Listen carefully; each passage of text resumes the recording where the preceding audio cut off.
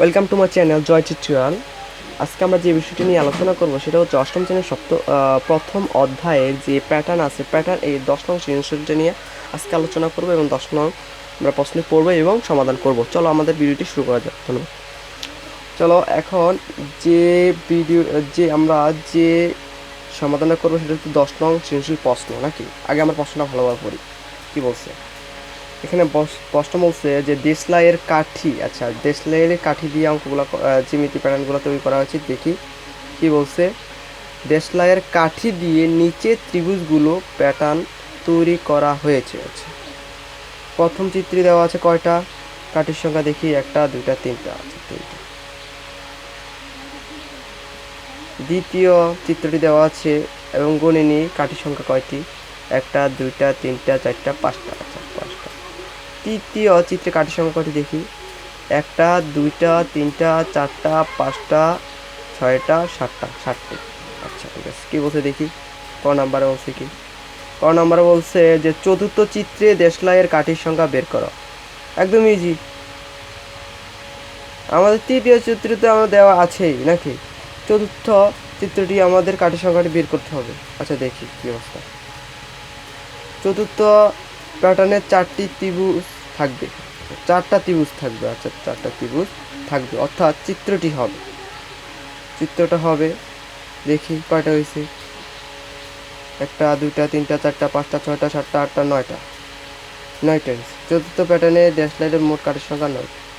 এখন হঠাৎ প্রশ্ন করো যে এখানে 9টি কীভাবে বুঝবো। আমরা কি এখানে কি বলা আছে যে 9টি দেওয়া আছে চতুর্থ চিত্রে যে কাঠের সংখ্যা 9টি? এভাবে তো নাই, তাই আমরা কীভাবে বের করবো এটা। এখন দেখো এখানে 3 আছে প্রথম চিত্রে, তারপর আছে 5, তারপর আছে 7। একটু ভালোভাবে বুঝিয়ে দিই।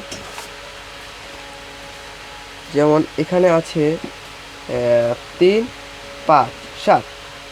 পরবর্তী চিত্রটিতে আমরা জানি না কীভাবে হবে, কীভাবে আমরা এটা চতুর্থ চিত্রে এটা কয়টা 9টি কীভাবে দিলাম সেটা তো জানি না। সেটা আমরা কীভাবে বের করবো দেখিনি। 3 5 7 দিলাম। এখানে দেখো ব্যবধান কত, এখানে ব্যবধান আছে 3। কত হলে 3-এর সাথে কত যোগ করলে 5 হবে 2, 5-এর সাথে কত যোগ করলে 7 হবে 2। আচ্ছা দেখো এখানে পরবর্তী চিত্রে কাঠির সংখ্যা দেওয়া আছে কত, দেশলাইয়ের কাঠির সংখ্যা দেওয়া আছে 7টি। এই সাথে যদি আমি 2 পার্থক্য 2 যোগ করি, আমাদের চতুর্থ চিত্রে কাঠির সংখ্যাটা বের হয়ে যাবে। ঠিক আছে, তাহলে এখন এই 7-এর সাথে যদি আমি 2 যোগ করি কত হয়, 9 হয়। তাহলে 9টা কাঠি দিয়ে আমাদের চিত্রটি আঁকতে হবে। তাহলে এখানে অঙ্কন করলাম বা আঁকলাম। এখানে কি লিখলাম, কয়টা কাঠি দিয়ে আঁকলাম দেখো, 1 2 3 4 5 6 7 8 9টা হয়ে গেল 9টা। এখন সুতরাং দিয়ে লিখবো চতুর্থ প্যাটার্নের দেশলাইয়ের মোট কাঠির সংখ্যা 9টি। আশা করি বুঝতে পারছো ক নম্বরটি। ধন্যবাদ। এখন আমরা খ নম্বরটি সমাধান করব। কারণ খ নম্বর প্রশ্নটি আগে পড়তে হবে। প্রশ্নটি কি বলছে, প্যাটার্নটির পরবর্তী সংখ্যাটি কীভাবে বের করবে তা ব্যাখ্যা করো। আচ্ছা আমরা প্রথমে লিখে নিয়েছিলাম দেখো যে প্রথম চিত্রের কাঠির সংখ্যা কত, 3, তৃতীয় হচ্ছে 5, তৃতীয় হচ্ছে 7। আচ্ছা তাহলে এখানে লিখবো, এখানে প্রথম চিত্রে কাঠির সংখ্যা 3টি, দ্বিতীয় চিত্রে কাঠির সংখ্যা 5টি, তৃতীয় চিত্রে কাঠির সংখ্যা 7টি। প্রতিবার কাঠির সংখ্যা 2টি করে বাড়ছে, অর্থাৎ 2ক প্লাস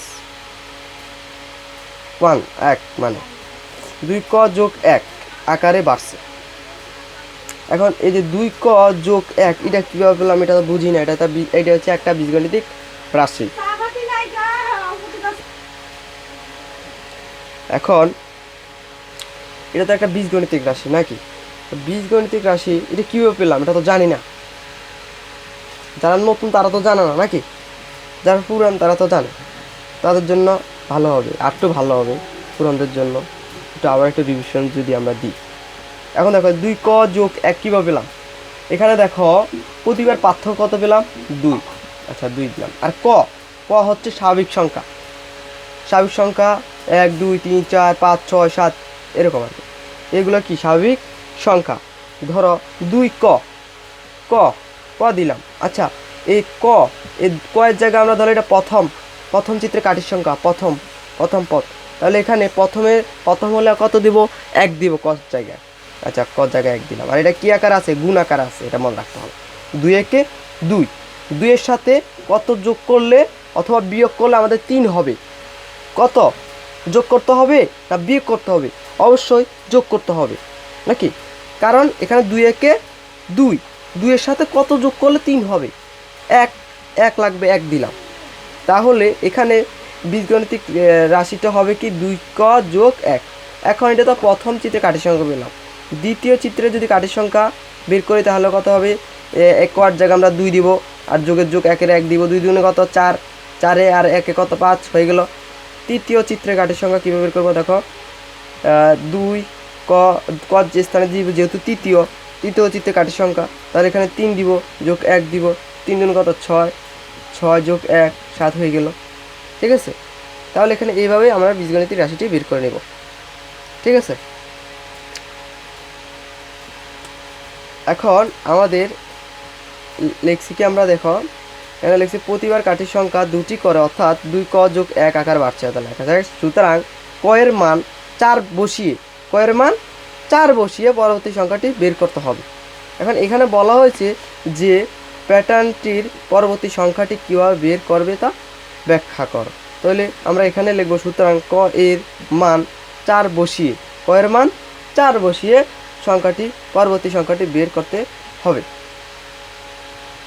এখন 4 বসালাম কেন, এখন তো আরও 5-6 দিতে হতো, 4 দিলাম কেন? কারণ এখানে দেখো প্রথম চিত্র আছে, প্রথম দ্বিতীয় তৃতীয় 3টা চিত্র আছে, পরবর্তীতে কী চতুর্থ চিত্রের জন্য অবশ্যই 4 দিতে হবে নাকি। যেভাবে বললাম যে এখানে প্রথম চিত্রে কাঠির সংখ্যার জন্য 1, দ্বিতীয় চিত্রে কাঠির সংখ্যার জন্য 2, তৃতীয় চিত্রে কাঠির সংখ্যার জন্য 3, চতুর্থ চিত্রে কাঠির সংখ্যা হবে কত 4 নাকি। তাহলে চতুর্থ চিত্রে কাঠির সংখ্যা বের করতে হলে তাহলে এখানে দিতে হবে 4। তাহলে আমরা লিখব কি, ক এর মান 4 বসিয়ে পরবর্তী সংখ্যাটি বের করতে হবে। শেষ। এখন আমরা যদি ঘ নাম্বারটা করি, দেখো ঘ নাম্বার কী বলছে, শততম মানে কি, শততম মানে 100তম, শততম মানে কি 100তম প্যাটার্ন তৈরি করতে কতগুলো দেশলাইটে কাঠির প্রয়োজন, একদম ইজি। এখন দেখো দেখি